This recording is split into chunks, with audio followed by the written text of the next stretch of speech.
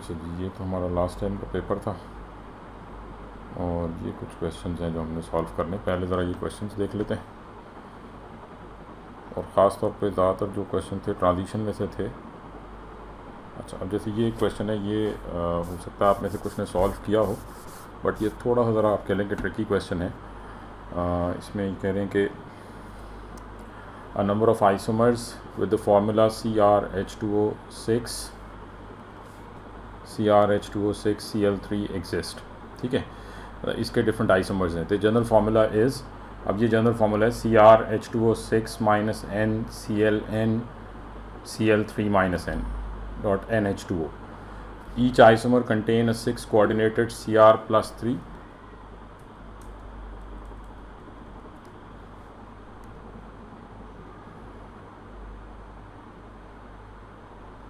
हाँ जी बेटा, screen show नहीं हो रही है?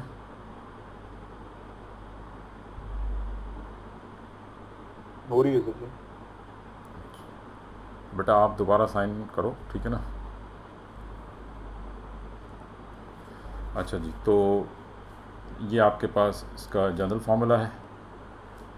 And each isomer contain a 6 coordinated chromium 3 ion in an octahedral complex. मतलब ज्योमेट्री फिक्स्ड है, ऑक्टाहीड्रल ज्योमेट्री है। Water molecules not directly bonded with the Cr atom are held in the crystal lattice as water of crystallization। यानी ये वाले जो water molecule है ये as अ ligand attach नहीं है, बल्कि ये as a water of crystallisation जो है वो अटैच्ड है। The CrCl bond is not easily broken and so chloride bonded with the Cr+3 ion in the complex does not react. हाँ जी, ये कौन से क्लोरीन की बात हो रही है? Which chlorine will not react? Ligand वाला नहीं, ये बात कर रहे हैं the Cr+3 ion in the complex.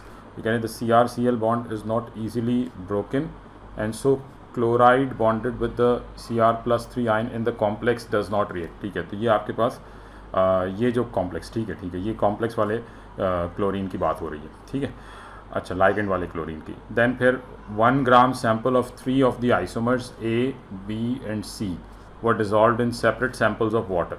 तो आपके पास 1 ग्राम सैम्पल है तीनों डिफरेंट आइसोमर्स का A, B and C। An excess of silver nitrate was added to each and the mass of silver chloride formed was measured. ठीक है, तो आपने 1 ग्राम, आपके पास 3 डिफरेंट आइसोमर्स हैं इसके। जनरल फार्मूला आपके पास, मतलब ये मॉलिक्यूलर फार्मूला है, ये जनरल फार्मूला है। इसके 3 डिफरेंट आइसोमर्स हैं A, B एंड C, तीनों का 1 ग्राम है और was dissolved in separate samples of water and excess of silver nitrate was added to each and the mass of silver chloride। तो ये जो Cl होगा, this will react with silver nitrate which form silver chloride। तो the number of moles of silver chloride formed was calculated। ठीक है, AgCl के मोल calculate किए। the table shows the result। Isomer A के मोल्स हैं AgCl के, isomer B, isomer C। Calculate the MR of CrH2O6 Cl3। जी, इसका MR ज़रा calculate करें, कितना आ रहा है इसका MR?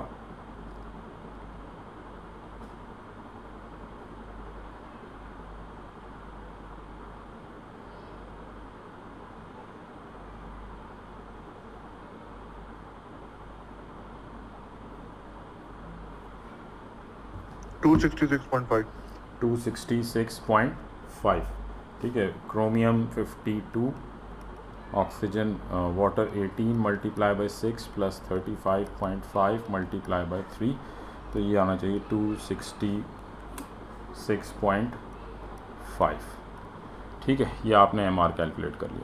Next, use the data in the table above to calculate the value of N for each of the isomer A, B and C। ठीक है, आपने N की वैल्यू कैलकुलेट करनी है। Complete the table below with the values of N and the molecular formula of each isomer in the style of the general formula given above. ठीक है, ये जो आपके पास ऊपर जनरल फार्मूला गिवन है, इस स्टाइल में आपने तीनों आइसोमर्स के फार्मूलाज लिखने, N की वैल्यू कैलकुलेट करनी है। तो complete the table below with the value of N and the molecular formula of each isomer in the style of general formula given above. Show your working for at least 1 calculation of N। ठीक है, आपने N की value calculate करनी है। ठीक है, फिर उसके बाद ये तीनों आइसोमर्स हैं, तीनों के लिए N की वैल्यू लिखनी है और मॉलिक्यूलर फार्मूला नोट डाउन करना है। तो अब हमारे पास, अगर सिंपल हम थोड़ा सा इसको देखें, तो जो हमारे पास फार्मूला है वो ये CrH2O6 minus NClN Cl3 N dot NH2O, जिसमें से ये जो Cl है, इन्होंने कहा है कि ये रिएक्शंस में हिस्सा नहीं लेगा, ये वाला Cl ब्रेक होगा और ये Ag+ के साथ रिएक्ट करेगा और AgCl बनाएगा। ठीक है, अब आपके पास तीनों आइसोमर्स का मास कितना है, 1 ग्राम है। सबसे पहले तो हम मोल्स कैलकुलेट कर लेते हैं। ठीक है, moles of the isomers, so 1 divided by MR हम ऑलरेडी कैलकुलेट कर चुके हैं, तो मोल्स कितने आ जाएंगे, मोल्स ऑफ CrH2O6, क्योंकि जनरल फार्मूला तो सब में सेम है तो हम डायरेक्ट ये लिख सकते हैं CrH2O6 Cl3 जी, तो ये आ जाएगा 1 डिवाइडेड बाय 266.5, तो ये कितने मोल्स आ रहे हैं,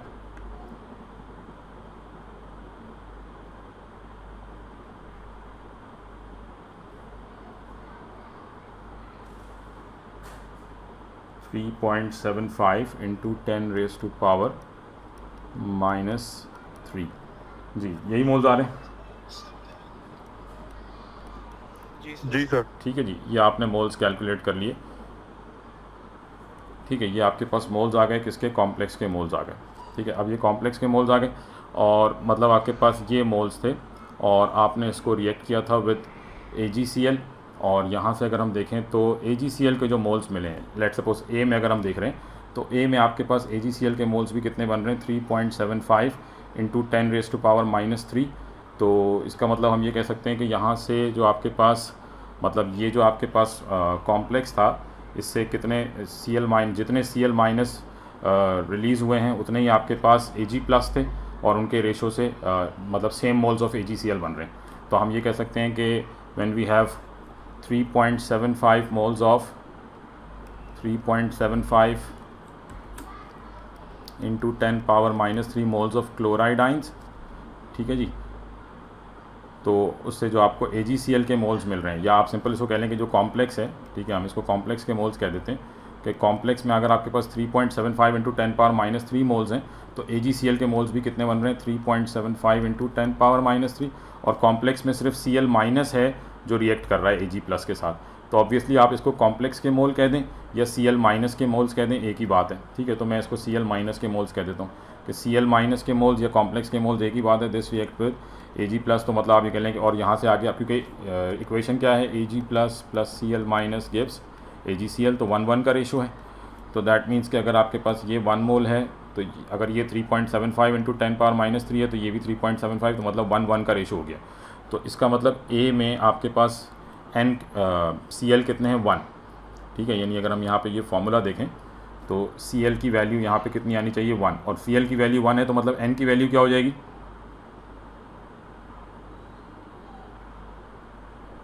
जी, ये बात समझ में आ रही है बेटा आप लोगों को, हाँ, N की वैल्यू 2 आ जाएगी जी, बाकी सबको क्लियर हो रही है।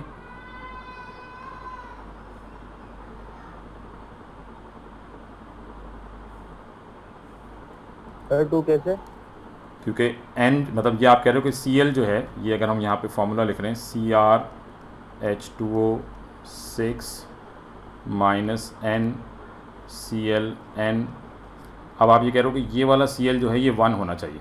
अब Cl के लिए यहाँ पे क्या लिखा हुआ है, 3 - N, यानी हम ये कह रहे हैं कि 3 - N इज़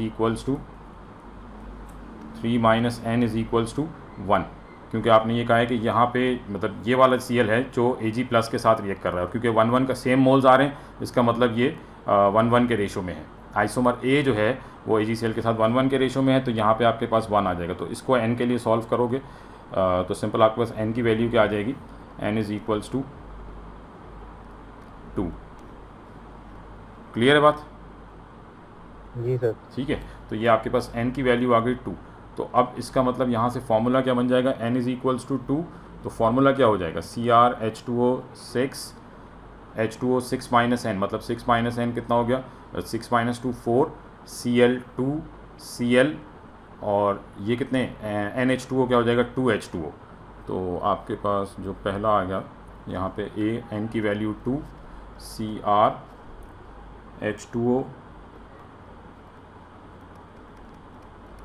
4 Cl2Cl.2H2O, ठीक है, हाँ जी, ये बात समझ में आई है सबको।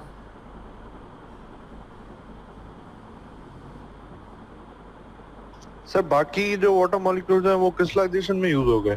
हाँ, जो वाटर बाकी जो वाटर मॉलिक्यूल मतलब जो वो रिलीज़ हुए और फिर वो जो है वाटर ऑफ क्रिस्टलाइजेशन के तौर पे यूज़ हो रहे हैं। सही सर, क्लियर है। ठीक है। अच्छा, अब बी और सी में कैलकुलेट करें।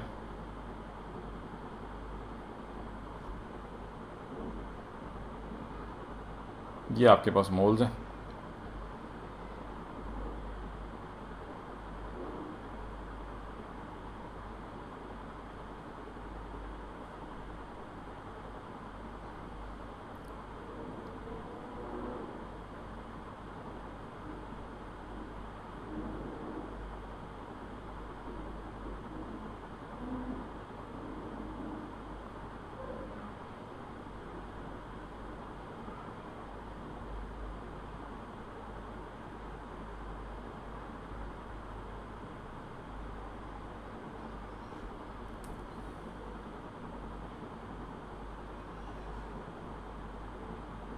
हाँ बेटा, ईयर भी बता दूंगा, पहले सॉल्व कर लो।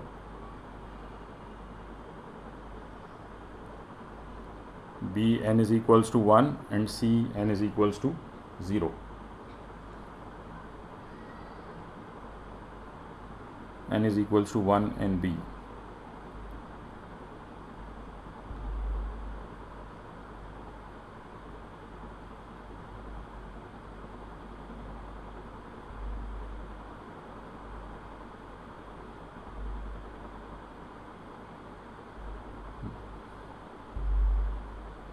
ठीक है जी, 1 एंड 0।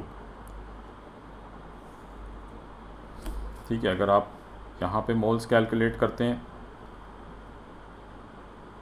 यानी अगर आपके पास ऑलरेडी जो कॉम्प्लेक्स के मोल्स हैं वो 3.75 इंटू 10⁻³ हैं, और बी में आपके पास AgCl के मोल्स कितने बन रहे हैं 7.5 इंटू 10⁻³ तो मतलब यहाँ पे रेशो कितना है 2:1 है। ठीक है, यानी आप यूँ कह लें कि ये बेसिकली जितने आपके पास कॉम्प्लेक्स के मोल्स हैं AgCl उसका डबल बन रहा है। AgCl उसका डबल बन रहा है तो इसका मतलब कॉम्प्लेक्स में Cl जो है, क्योंकि AgCl के साथ Cl का रेशो तो 1:1 का है, तो इसका मतलब यहाँ पे Cl की वैल्यू कितनी है, इस फॉर्मूले में Cl की वैल्यू 2 है, और फॉर्मूले में Cl की वैल्यू 2 कब होगी, जब n की वैल्यू 1 होगी।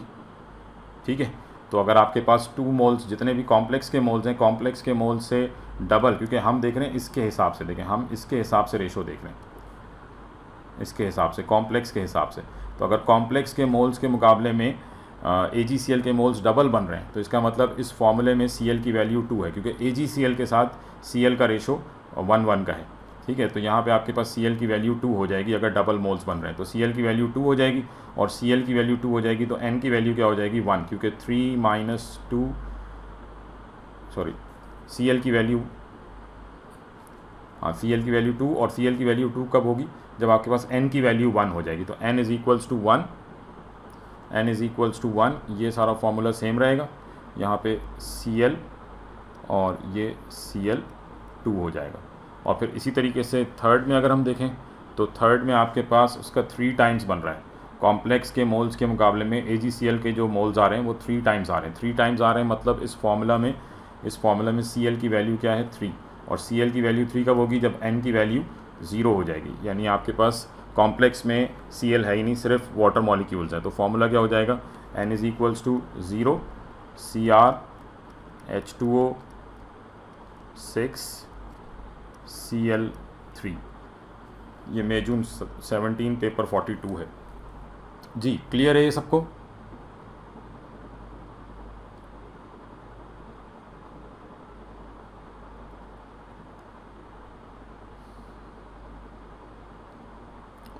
ठीक है जी।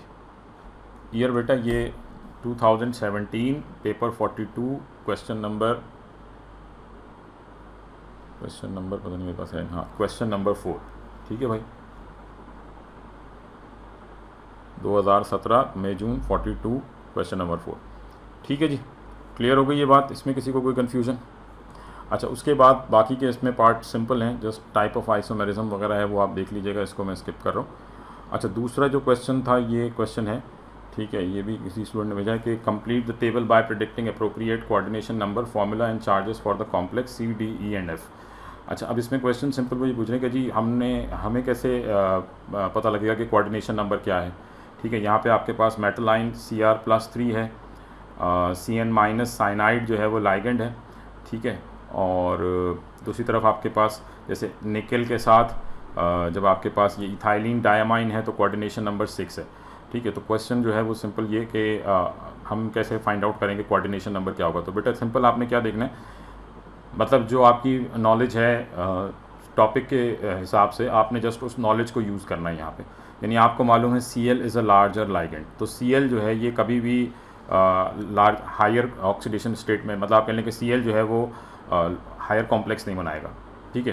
तो Cl जब भी प्लैटिनम के साथ या किसी भी मेटल के साथ अटैच होगा तो मोस्ट ऑफ द टाइम जितने भी आपने केसेस देखे हैं उसमें हमेशा इसका कोऑर्डिनेशन नंबर क्या रहेगा, 4 रहेगा, क्योंकि इसका आप कह लें कि रेडियस ज़्यादा है, तो it platinum can only accommodate 4 chloride ions, ठीक है। इसके साथ सिर्फ 4 क्लोराइड आइंस अटैच हो सकते हैं। फिर ऐसी साइनाइड आइन है, साइनाइड जितने भी आपने कॉम्प्लेक्स देखे हैं साइनाइड के, उसमें हमेशा 6 साइनाइड अटैच होते हैं। वाटर 6 होते हैं, H2O 6 अटैच होंगे, NH3 6 अटैच होंगे, साइनाइड 6 अटैच होंगे, हेलोजेंस 4 अटैच होंगे। तो साइनाइड जो है ये इसका कोऑर्डिनेशन नंबर, यानी ये कोई आप कह लें कि इसका कोई फॉर्मूला नहीं है, just based on your knowledge जो आपने पढ़ा हुआ है उस बेस के ऊपर आपने इसको जज करना है। और आपको इस किस्म के क्वेश्चंस में ऐसे ही लाइगेंड्स दिए जाएंगे जो कि आप पहले पढ़ चुके हैं, जैसे इथेन डाइओएट है, ठीक है, ये आयन है। तो जब भी आपके पास बाइडेंटेट लाइगेंड है, जैसे ये बाइडेंटेट लाइगेंड है, बाइडेंटेट लाइगेंड हमेशा कितने अटैच हो सकते हैं, मैक्सिमम 3 अटैच हो सकते हैं, तो कोऑर्डिनेशन नंबर क्या हो जाएगा, 6 हो जाएगा, ठीक है जी। क्लियर है ये बात? सर इसका शायद मार्क्स स्कीम में आंसर 3 था उसका, नीचे वाले का। किसका? ये आयरन के साथ, हाँ, जो बायोडेंटेट, इसका शायद 3 था आंसर मार्क्स स्कीम में। ये मैं रिसेंटली किया है पेपर, मुझे ईयर याद नहीं आ रहा। नहीं, कोऑर्डिनेशन नंबर तो 3 नहीं हो सकता ना बेटा, लाइगेंड 3 अटैच। कोऑर्डिनेशन नंबर 3 लिखा हुआ था मार्क्स स्कीम में। अच्छा एक मिनट, वैसे कोऑर्डिनेशन नंबर 3 कैसे हो सकता है आप सोचो। हाँ वही मैं भी पूछने वाला था ये। अच्छा चलो एक मिनट मैं इसको चेक कर लेता हूँ। अच्छा ये मार्किंग स्कीम के अंदर आंसर वाकई यहाँ पे 3 मेंशन है, बट अगर आप यहाँ पे देखें तो ये कहाँ गया क्वेश्चन, ठीक है, इथेन डाइओएट आयन है, ये कोई मार्किंग स्कीम की अपनी मिस्टेक है, ठीक है। इसको मैं देखूँगा कम्युनिटी में जो है वो टीचर्स कम्युनिटी में रखे। वैसे यहाँ पे इथेन डाइओएट है, ये 6 ही आएगा, ठीक है, ये 3 नहीं हो सकता। कोऑर्डिनेशन नंबर वैसे भी आपके पास बाइडेंटेट लाइगेंड है, तो यहाँ पे आपके पास 6, मतलब कोऑर्डिनेशन नंबर तो 3 हो ही नहीं सकता ना, 2 नेगेटिव चार्जेस हैं, तो कोऑर्डिनेशन नंबर यहाँ पे इथेन डाइओएट के साथ कोऑर्डिनेशन नंबर 4 हो सकता है, बट 6 तो जो है वो इन एनी केस नहीं हो सकता, 3 तो नहीं हो सकता, ठीक है। तो ये आपके पास कोऑर्डिनेशन नंबर जो है वो आपके पास 6 ही होगा, तो आप इसको 6 ही रखें। बाकी ये है कि ये कोई मार्किंग स्कीम का अपना जो है वो इसमें कुछ वो हो सकता है, ये आंसर 3 नहीं हो सकता, ठीक है बेटा। ठीक है सर, सही। तो ये आपके पास सिंपल जो भी आपने जिस हिसाब से पढ़े हुए हैं उसी हिसाब से आपने उसको आंसर देखना है। अच्छा तभी मैं कहूँ कि ये क्यों, इस वजह से मुझे क्वेश्चन भेजा गया था, वरना मैं यही सोच रहा था कि इसमें इतनी मुश्किल चीज़ क्या थी। अच्छा जी चलें, उसके बाद ये नेक्स्ट क्वेश्चन था, on the diagram below shows the outer electron arrangement of the atoms and ions indicated, use the symbols to represent a pair of electrons in an orbital, ठीक है। तो ये आयरन के कॉन्फ़िगरेशन आपने लिखनी है। Iron की कॉन्फ़िगरेशन 4s में 2 इलेक्ट्रॉन हो जाएंगे, ठीक है, और फिर उसके बाद 3d में कितने इलेक्ट्रॉन आ जाएंगे,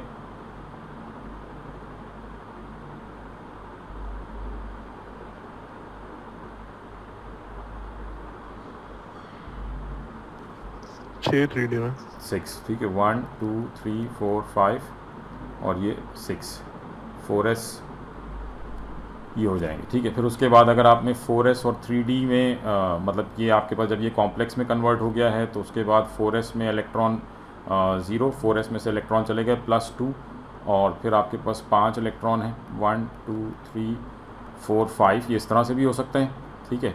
और ये ऐसे भी हो सकता है क्योंकि ये हायर एनर्जी स्टेट है, तो आप ये भी कर सकते हैं कि ये दोनों इलेक्ट्रॉन भी पेयरिंग में लेकर आ जाएं, ठीक है, ये दोनों इलेक्ट्रॉन इधर पेयरिंग में ले आएँ और इसको यहाँ से रिमूव कर दें, ठीक है। ये भी आपके पास केस हो सकता है, दोनों करेक्ट हैं इसमें।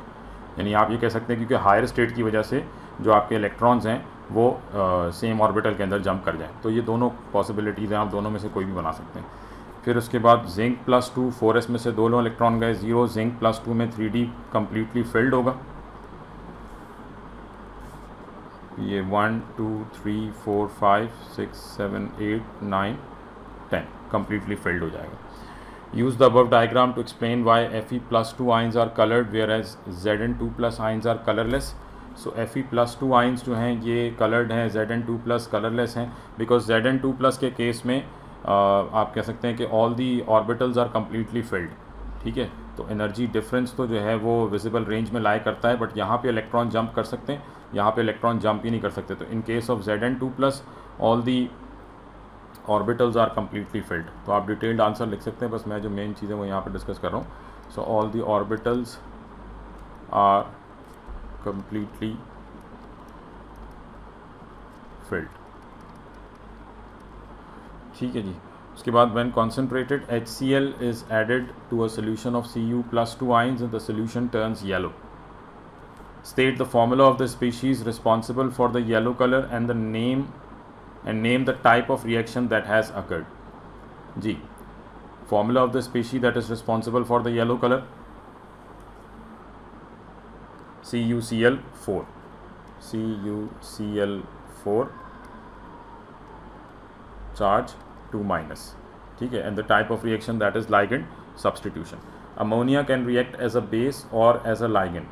Describe the color change that occurs when NH3 is gradually added, when NH3 aqueous is gradually added with stirring to the yellow solution until the NH3 aqueous is in excess. Identify the 3 ions or compounds responsible for the new colors. तो आपके पास जो मतलब कह लें कि with stirring to yellow solution CuCl4 2-, ठीक है, इसमें आपने एक्वस अमोनिया ऐड करना शुरू किया ग्रेजुअली। तो first it converts into CuH2O4OH CuH2O6 H2O6 2+। When we add gradually तो पहले ये वाटर के साथ ये करेगा and this gives blue solution. ठीक है, देन दिस गोज़ इनटू, फिर आप और मज़ीद NH3 ऐड करते हैं तो then it converts into Cu, acid based reaction होगा CuH2O4OH2, या सिंपल आप कॉपर हाइड्रोक्साइड लिख दें। ठीक है, दिस गिव्स ब्लू PPT। और finally CuH2O2 NH3 4 2+ dark blue solution.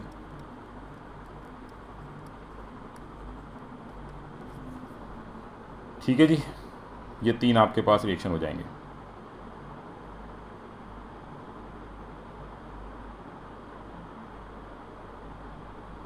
Clear होगी बात?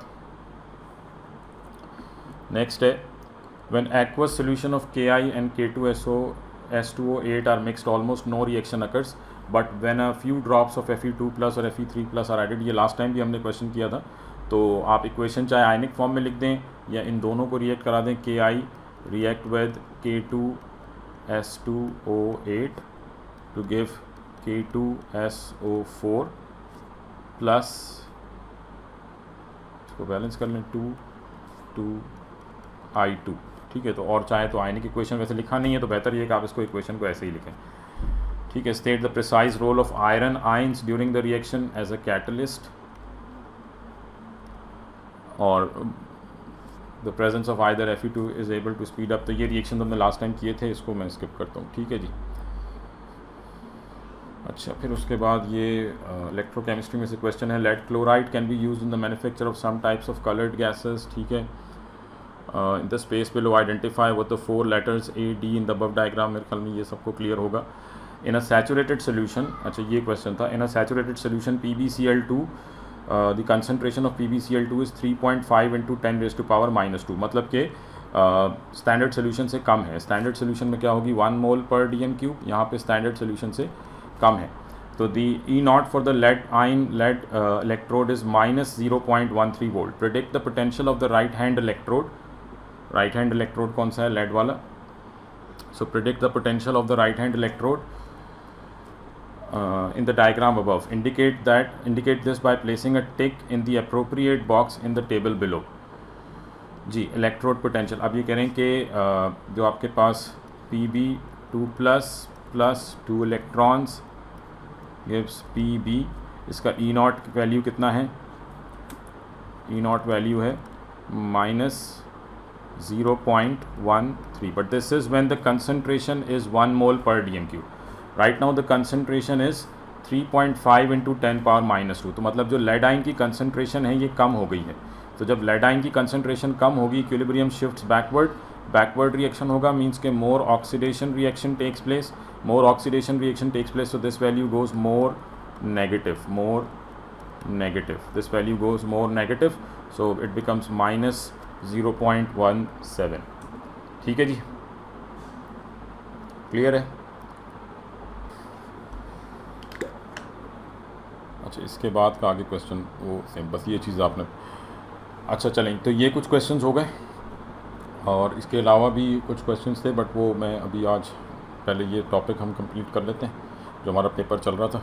ठीक है, वो मैंने निकाले नहीं थे क्वेश्चन. तो ये है कि आप अपने क्वेश्चंस भेजते रहा करें, जो भी इस तरह से क्वेश्चंस होंगे तो मैं पहले वो डिस्कस कर लूँगा, फिर उसके बाद हम आगे अपना पेपर. तो ये लास्ट टाइम हम ये पेपर कर रहे थे.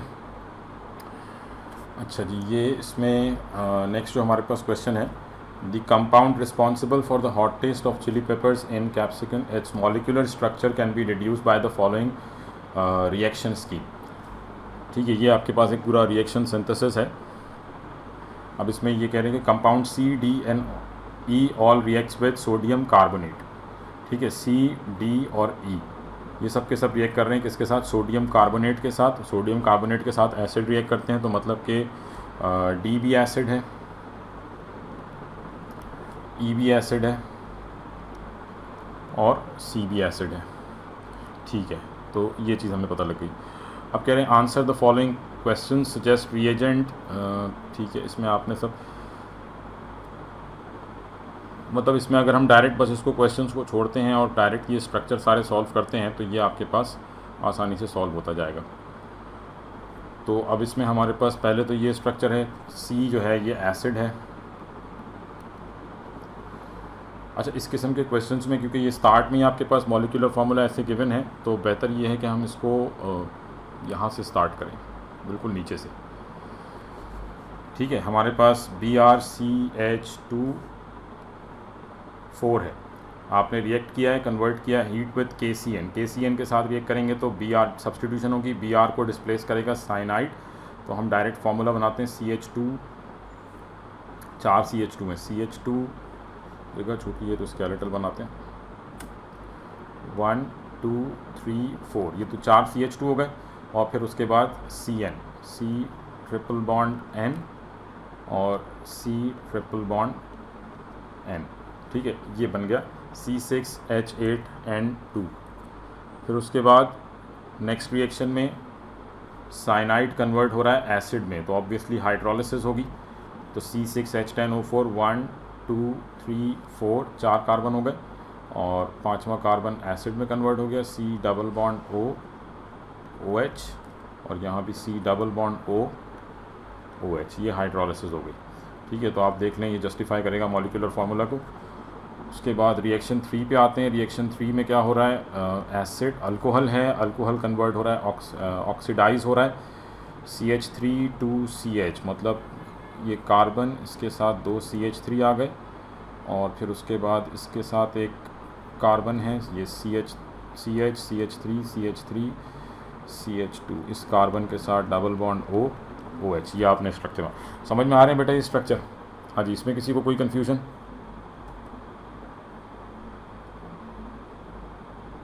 B में एक कार्बन कम बनाया है, 1 2 3 4, 1 2 3 4, हाँ एक कार्बन कम बना दिया, इसको सही कर ले.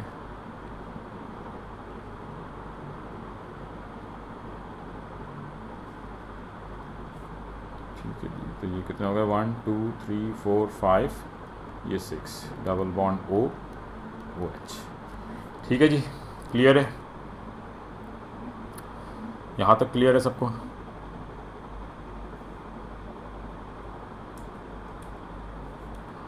अच्छा जी, उसके बाद अब ये एसिड ब्रेक हुआ है, मतलब ये एक्चुअल कंपाउंड था C10H18O2 heated with concentrated acidified KMnO4। तो ये ब्रेक हुआ है किसमें, आपके पास ये दो कंपाउंड बने E और D। तो इसका मतलब C में एसिड के अलावा दूसरा फंक्शनल ग्रुप कौन सा होगा? अल्कीन। अल्कीन होगा, ठीक है। और कौन से कार्बन पे आएगा?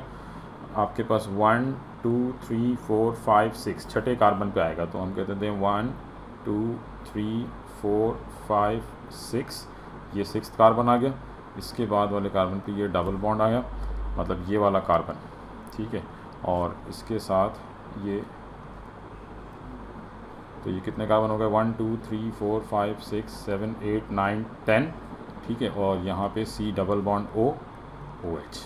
अब इसको अगर ब्रेक करते हैं, ये अगर टूटेगा तो ये एसिड में ब्रेक होगा, ठीक है जी। C का स्ट्रक्चर क्लियर है सबको?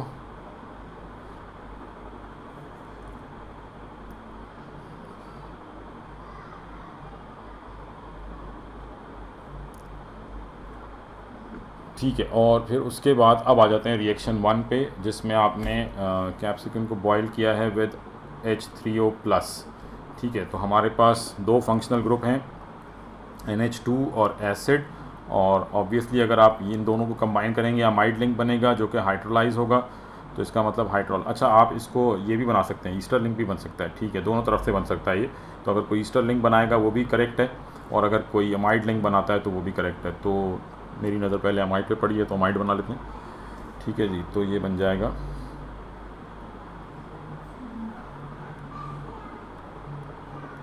OH OCH3 NH C double bond O। आगे पूरा सेम स्ट्रक्चर है तो मैं उसको नहीं बना रहा, ठीक है जी। इसको ब्रेक करेंगे तो आपको ये स्ट्रक्चर मिल जाएगा और ये स्ट्रक्चर मिल जाएगा। हाँ जी, यहाँ तक सबको क्लियर है? इसमें किसी को कोई कन्फ्यूज़न?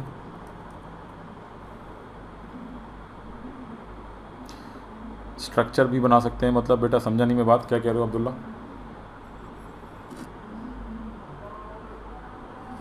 सर स्ट्रक्चरल फॉर्मूला भी बना सकते हैं ना? हाँ, लेकिन वो जगह इतनी कम है कि आपको प्रॉब्लम हो जाएगी बनाने के अंदर।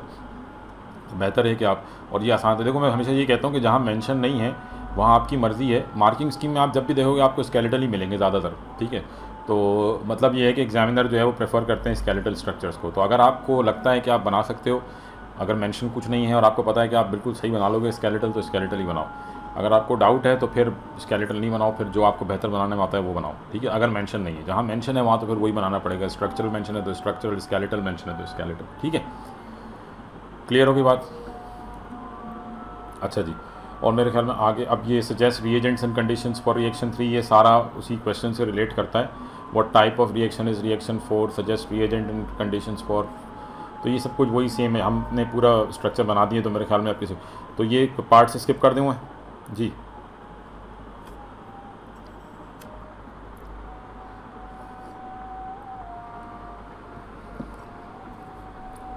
ठीक है जी, आप लोग देख लीजिएगा, फिर भी किसी को प्रॉब्लम हो तो मुझसे पूछ लीजिएगा। Compound G is a naturally occurring aromatic compound that is present in raspberries. Identify the functional group present in compound G. तो कंपाउंड जी में फंक्शनल ग्रुप कौन से हैं? कीटोन है और फिनोल है। तो ketone and phenol. Complete the following table with information about the reactions of the 3 stated reagents with the compound जी। सोडियम मेटल के साथ रिएक्ट करेंगे तो OH पे रिएक्शन हो जाएगा, ये बन जाएगा ONA, ठीक है। बना नहीं रहा मैं, बिल्कुल सिंपल है। टाइप ऑफ रिएक्शन क्या होगा? ये एसिड बेस रिएक्शन है।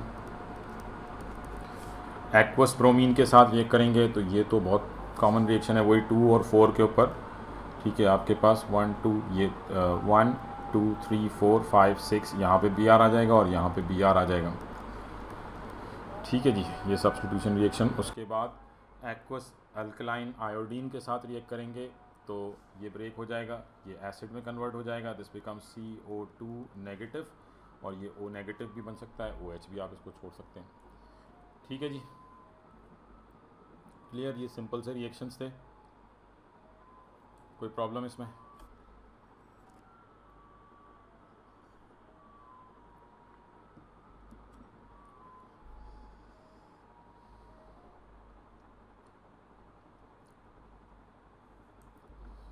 The dye H can be made from compound G by the route shown below. ठीक है, आपने कंपाउंड G से डाई H बनाई है।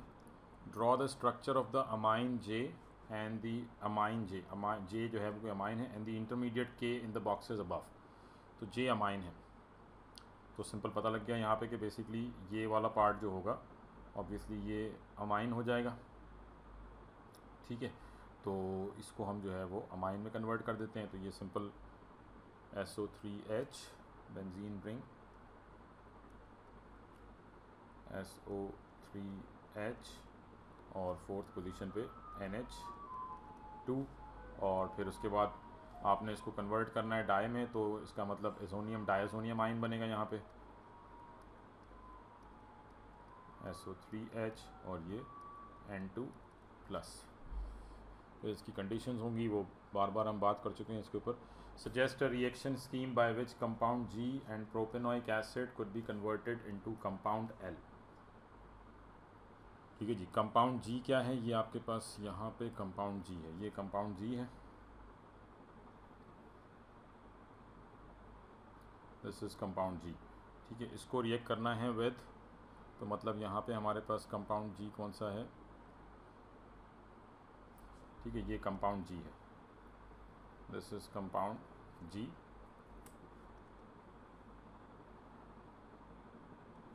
कंपाउंड G और ये एसिड है, कितने कार्बन है, 1 2 3। तो अब क्वेश्चन क्या है कि suggest a reaction scheme by which compound G and propanoic acid could be converted into compound L। तो प्रोपेनोइक एसिड आपके पास CH3 CH2 C double bond O OH esterification है, तो पहले इसको कन्वर्ट करेंगे एसाइल हैलाइड में, CH3 CH2 C double bond O Cl, और फिर ये रिएक्शन हो जाएगा। ठीक है जी, क्लियर है।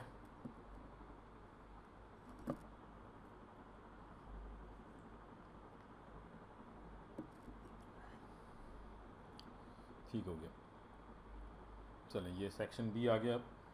Proteins are complex molecules made up from long chains that are folded to give a 3-dimensional structure.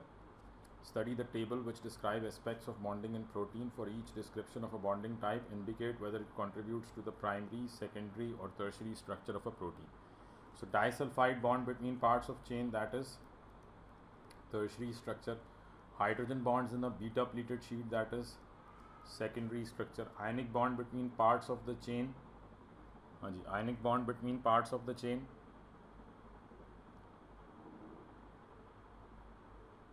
Tertiary होगा ये भी। tertiary। ठीक है, ionic bond between parts of the chain, that is tertiary। and peptide links between amino acid,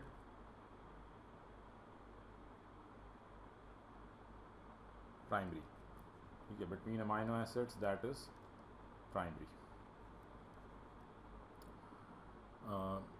अच्छा, इस question को आप skip करें, ये भी स्किप करें। DNA फिंगरप्रिंटिंग है, ठीक है। उसके बाद ये NMR का क्वेश्चन है। A sample of a liquid P was found at the scene of the crime and was, कोई लिक्विड है आपके पास liquid P, and was analyzed using mass spectroscopy and NMR spectroscopy. The mass spectrum has M and M+1 peaks in the ratio of 5.1 to 0.22 with the M peak at mass to charge value 88. The NMR spectrum is shown. ये NMR spectrum आ गया. Use the data to suggest a structure for P, explaining your answer. हाँ जी, ये आपके पास data है, आपने P का structure suggest करना है।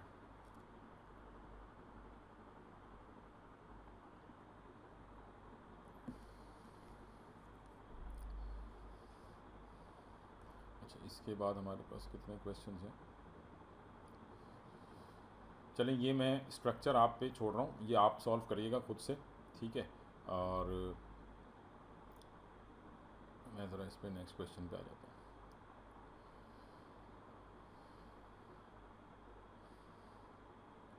या अभी बस मैं इसको यहीं तक रख रहा हूँ, तो चलें इसको सॉल्व कर लें। The increasing awareness of the diminishing supply of crude oil has resulted in a number of initiatives to replace oil-based polymers with those derived from natural products. One such polymer, polylactide, is produced from cornstarch, has a range of applications. The raw material for the polymer lactic acid 2-hydroxypropanoic acid is formed by the fermentation of cornstarch using the raw material for the polymer lactic acid is formed by the fermentation of cornstarch using enzyme from bacteria. Calcium hydroxide is added to the fermentation tanks to prevent the production of lactic acid from slowing down. Why might high acidity reduce the effectiveness of the enzymes? It denatures it simply. The structure of lactic acid is shown. What type of reaction takes place in this polymerization? तो ये condensation polymerisation होगी, ठीक है जी. Lactic acid exist in 2 stereo isomeric form. Draw the other form of the box. तो ये optical isomers होंगे, आपने इसका ऑप्टिकल आइसोमर बनाना है. नेक्स्ट है, one of the reasons PLA has attracted so much attention is that it is biodegradable. This does, however, restrict some potential uses. The simple polymer has a melting point of around 175 degree centigrade, but softens between 60 to 80 degree centigrade. ठीक है, melting point इसका 175 है, but it softens at 60 to 80. However, its thermoplastic properties enable it to have a range of uses in fibers and in food packaging. Explain why PLA would not be a suitable packaging material for food pickled in vinegar. तो क्योंकि ये biodegradable है, तो अगर आप PLA को use करते हैं, would not be a suitable packaging material for food picked in vinegar. तो विनेगर में क्योंकि एसिटिक एसिड, इथेनोइक एसिड मौजूद होता है, तो इट विल हाइड्रोलाइज इट. ठीक है, ये इसको हाइड्रोलाइज करेगा, और तो आप ये कह सकते हैं कि it will hydrolyse it as it is biodegradable. ठीक है, क्योंकि ये बायोडिग्रेडेबल है. तो PLA containers are not use for hot drinks.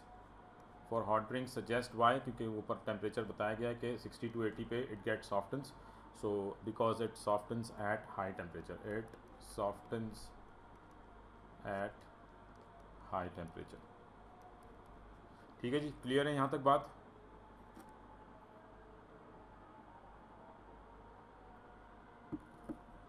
Ji clear है. अच्छा जी, उसके बाद lactic acid can be copolymerised with the glycolic acid. ठीक है, ये ग्लाइकोलिक एसिड आ गया. Draw section of the copolymer showing 1 repeat unit. तो आपने सिंपल लैक्टिक एसिड के साथ आइसोमर बनाना है ग्लाइकोलिक एसिड का. ये लैक्टिक एसिड का फॉर्मूला है, ग्लाइकोलिक एसिड का फॉर्मूला नीचे गिवन है, ये बना लेंगे भाई, इसमें तो कोई कन्फ्यूज़न नहीं है किसी को.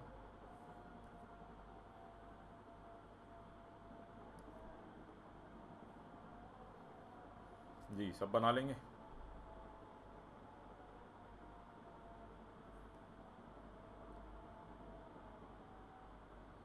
चले बनाइएगा इसको, फिर कोई कन्फ्यूजन हो तो मुझसे पूछ लीजिएगा. Suggest what type of bonding will occur between chains of this copolymer indicating the groups involve. Occurs between chains of this copolymer. ठीक है, तो ये जो आपके पास कोपॉलीमर बनेगा, इसकी चेन्स के दरमियान बॉन्डिंग कौन सी होगी? तो सिंपल यहाँ पे बॉन्डिंग, क्योंकि अल्काइल ग्रुप हैं, ठीक है, यहाँ पे आप देख लें ये अल्काइल ग्रुप हैं. ठीक है, और जो लैक्टिक एसिड है, लैक्टिक एसिड में भी आपके पास तो मतलब यहाँ पे आपके पास टेम्परेरी डायपोल्स भी हो सकते हैं, परमानेंट डायपोल्स भी आ सकते हैं, दोनों ही जो है वो मौजूद होंगे. ठीक है, both temporary and permanent dipoles, और आपने बॉन्ड्स रिस्पॉन्सिबल जो है वो बता देने, both temporary and permanent dipoles.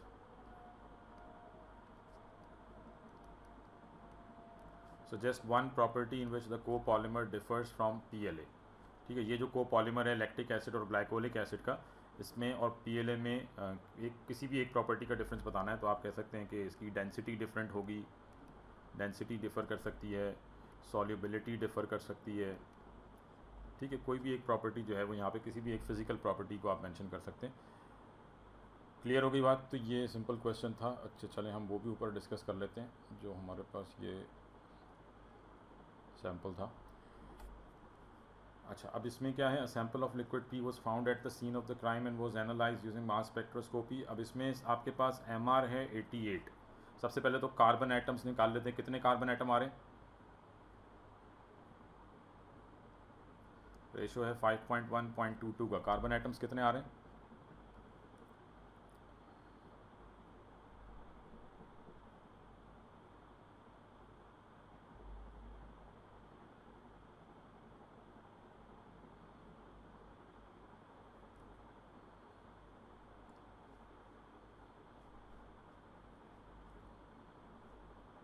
हाँ जी 5.1 1.22 0.22 100 अपॉन 1.1 इंटू 0.22 डिवाइडेड बाय 5.1, क्या आंसर आ रहा है 4। चलो जी ये 4 आंसर आ रहा है, आंसर आ गया 4। तो आपके पास 4 कार्बन है, तो C 12 इंटू 4 ये कितने हो गए 48। हाइड्रोजन कितने हैं यहाँ पे 3 3 और 2, टोटल 8 हाइड्रोजन्स हैं। तो 1 इंटू 8 8, तो 48 प्लस 8 कितने हो गए 56। बाकी कितने बच रहे हैं 88 माइनस 56 32। ऑक्सीजन कितने हो गए 2 ऑक्सीजन हो गए। तो फॉर्मूला क्या हो गया C4H8O2, ये फॉर्मूला आ गया हमारे पास। ठीक है, ये फॉर्मूला आ गया, 2 ऑक्सीजन है। अब इसमें हमें ये पता है कि 3 प्रोटॉन्स का एनवायरनमेंट एक जैसा है, 3 प्रोटॉन्स का एनवायरनमेंट एक जैसा है और 2 प्रोटॉन्स का एनवायरनमेंट एक जैसा है। ठीक है, और 3 प्रोटॉन ऐसे हैं जिनके नेबरिंग कार्बन पे 0 प्रोटॉन है। ठीक है, ये आपके पास क्योंकि सिंगलेट है, ठीक है ये सिंगलेट आ रहा है, और ये एक ट्रिपलेट आ रहा है एट 1 पॉइंट समथिंग, और ये एक क्वार्टेट आ रहा है एट 4 पॉइंट समथिंग। तो ट्रिपलेट और क्वार्टेट आ रहा है, तो दैट मीन्स के CH2 CH3। ठीक है,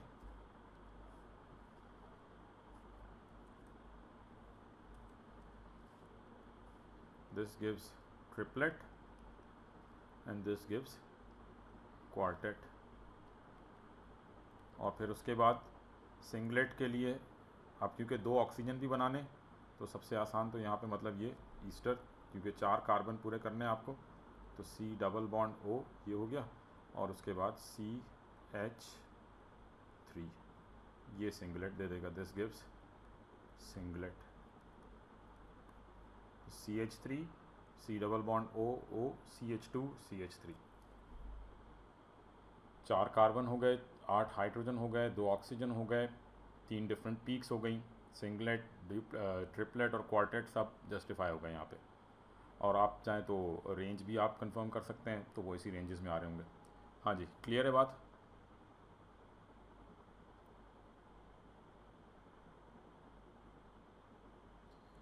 ठीक है जी, चलें तो बस बेटा इसको मैं भी यहीं तक रख रहा हूँ, नमाज़ का टाइम हो गया। तो इंशाल्लाह ताला कल जो है वो हम क्लास थोड़ी बड़ी करेंगे और कोशिश करेंगे एक ही सिटिंग में पूरा पेपर सॉल्व करेंगे। ठीक है, चलें, अल्लाह हाफिज़।